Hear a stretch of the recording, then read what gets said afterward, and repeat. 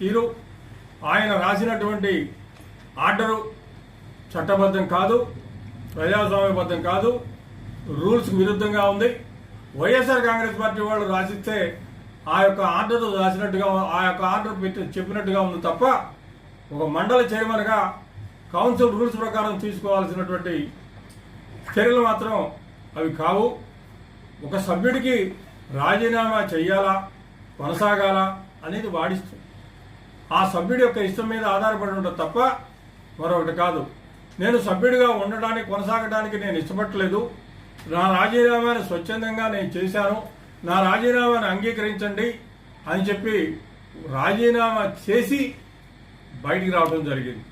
అంతేగాని రాజీనామా చేయకుండా మరొక పార్టీకో వెంకటరమణ వెళ్ళలేదు. రాజీనామా చేసిన తర్వాతే అతను రాజకీయంగా ఏదో ఒక నిర్ణయం తీసుకుంటారు, అంతే తప్ప మీరు చెప్పినట్లుగా పొలిటికల్ ఇన్ఫ్లుయెన్స్ తోటో మరొకటో మాత్రం కాదు. మీ పార్టీ అంటే ఇష్టం లేదు, మీరు ఎన్నికల్లో ఓడిపోయిన తర్వాత మీరు ప్రవర్తించేటువంటి తీరు కూడా ప్రజాస్వామ్యబద్ధంగా లేదు. మీ పార్టీకి ఆల్రెడీ ఒక పేరు వచ్చింది, ఇది గొడ్డల పార్టీ అని తప్ప మరొక పార్టీ కాదు. అటువంటి పార్టీలో ఉండడానికి వెంకటరమణ ఇష్టపడలేదు. అందుకే మేము కూడా బయటకు వచ్చాం.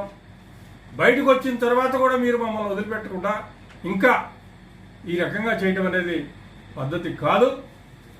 రాజీనామా తిరస్కరణ మాత్రం ప్రజాస్వామ్య విలువలకే విరుద్ధం. రాజీనామా అనేది సభ్యుడి యొక్క హక్కు. మండలిలో కొనసాగాలా, శాసనమండలి సభ్యుడిగా ఉండాలా లేదా అనేది సభ్యుడి నిర్ణయం తీసుకుంటాడు. ఈరోజు చైర్మన్ తీసుకున్నటువంటి నిర్ణయం మాత్రం చట్టబద్ధం కాదు, రాజ్యాంగబద్ధం కాదు, కౌన్సిల్ యొక్క రూల్స్కి విరుద్ధంగా ఉందని మాత్రం చెప్పక తప్పదు.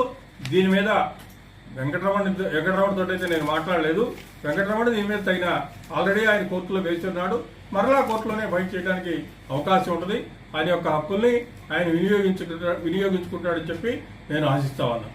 మీద చర్యలు తీసుకోకుండా, మా రాజీనామా గురించి ఏమీ మాకు చెప్పకుండా, బొత్స సత్యనారాయణ అనేటువంటి వ్యక్తి పిటిషన్ ఇచ్చాడు అని చెప్పి మేము 2 సార్లు విచారణకు వచ్చినా మాకు తెలియజేయకుండా, బొత్స సత్యనారాయణ గారు మీ మీద కంప్లైంట్ చేశాడని చెప్పకుండా, ఈరోజు పత్రికల్లో మీరు డైరెక్ట్గా చెప్పాల్సినటువంటి అవసరం ఏమొచ్చింది? అంటే ఈ యొక్క ఆర్డర్ రాయడానికి బొత్స సత్యనారాయణ గారి యొక్క లెటరు మీకు అవసరం అయిందా?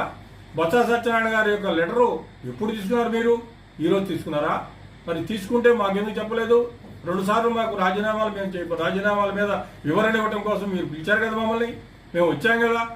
మా మీద ఎవరు పిటిషన్ పెట్టారో, ఏమని పెట్టారో మాకు చెప్పకుండా దాచిపెట్టాల్సినటువంటి అవసరం మీకేమొచ్చింది? ఈరోజు పత్రికల్లో ఆ విషయం పత్రికల ద్వారా మాకు తెలియాల్సినటువంటి పరిస్థితి ఎందుకు వచ్చింది? మా మీద ఎవరు పిటిషన్ పెట్టినా, ఏం చేసినా మాకు కూడా కాపీ ఇవ్వాలా, మా యొక్క వివరణ కూడా తీసుకోవాలా. అట్లాగే వెంకటరమణ వివరణ కూడా తీసుకోవాలిగా. బొత్స సత్యనారాయణ గారు ఏం పెట్టారో అవేమీ లేకుండా మీరు ఈరోజు పత్రికల్లో మీరు రాజీనామాను తిరస్కరించడానికి బొత్స సత్యనారాయణ గారు కూడా లెటర్ ఇచ్చాడు అని చెప్పి మీరు చూడటం అనేది, ఇది అసలు ఏ రకంగా, ఏ రూల్ ప్రకారం మీరు విచారించారో, ఏ రూల్ ప్రకారం ఇది సబబో, ఏ రాజ్యాంగం ప్రకారం ఇది సబబో, దీన్ని ఏమంటారో కూడా అర్థం కానటువంటి పరిస్థితి ఉంది. కాబట్టి ఈరోజు చైర్మన్ గారు చేసినటువంటి ఆర్డర్ మాత్రం తప్పు అని మాత్రం చెప్పక తప్పదు. ఇప్పటివరకు ఎప్పుడు కూడా మండల చైర్మన్ మీద కోర్టు ఖర్చులు వేయటం, అవి చైర్మన్లు చెల్లించినటువంటి దాఖలాలు మనకి ఎక్కడా లేవు. ఈరోజు రాజీనామాని తిరస్కరించడానికి చెప్పినటువంటి కారణాలు చైర్మన్ గారు చెప్పినట్టుగా లేదు. ఆయన చేత వైఎస్ఆర్ కాంగ్రెస్ పార్టీలో ఉన్నటువంటి పెద్దలు, దాని అధ్యక్షులు జగన్మోహన్ రెడ్డి గారు చెప్పినట్టుగా ఉంది తప్ప ఒక చైర్మన్గా కౌన్సిల్ చైర్మన్గా ఏ నిర్ణయం అయితే తీసుకోవాలో ఆ నిర్ణయం మాత్రం తీసుకున్నట్టుగా ఎక్కడా కూడా కనపట్లేదు.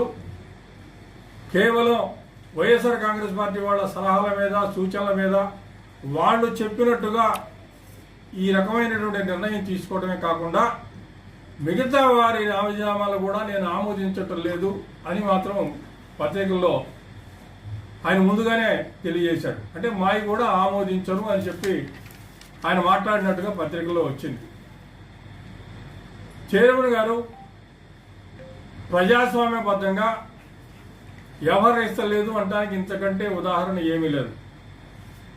కౌన్సిల్ చైర్మన్ హుందాగా వ్యవహరించాలా, ఒక జడ్జిలాగా నిర్ణయాలు తీసుకోవాలా, ఒక పార్టీ నాయకుడిలాగా పార్టీ వారు బయట నుంచి ఏ రకంగా అయితే చెప్పారో ఆ రకంగా నిర్ణయాలు తీసుకోవడం అనేది ప్రజాస్వామ్యానికే విరుద్ధం. ఈరోజు మండలి చైర్మన్ గారు తీసుకున్నటువంటి నిర్ణయం ప్రజాస్వామ్యానికే గొడ్డలి వేటు అని చెప్పక తప్పదు.